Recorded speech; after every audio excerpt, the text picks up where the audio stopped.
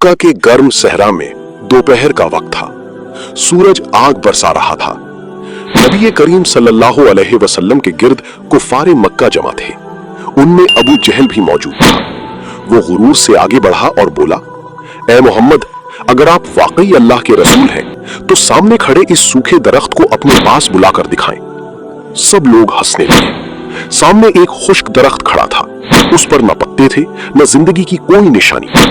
नबी करीम सल्लल्लाहु अलैहि वसल्लम ने सुकून से दरख्त की तरफ देखा और फरमाया, ए दरख्त, अल्लाह के हुक्म से मेरे पास आ जा। चंद लम्हे खामोशी रही। अचानक जमीन हिलने लगी। धड़ धड़ धड़। लोग हैरत से देखने लगे। वो सूखा दरख्त जड़ों समेत जमीन से उखड़ गया और नबी करीम सल्लल्लाहु अलैहि वसल्लम की तरफ चलने लगा। कुफ्फार खौफ से पीछे हट गए। कुछ लोगों के चेहरे जर्द पड़ गए। दरख्त आकर हुजूर सल्लल्लाहु अलैहि वसल्लम के सामने रुक गया। फिर उसने अपनी शाखें झुका दी और अल्लाह के हुक्म से बोला, अस्सलामु अलैका या रसूल अल्लाह। ये सुनकर हर तरफ सन्नाटा छा गया।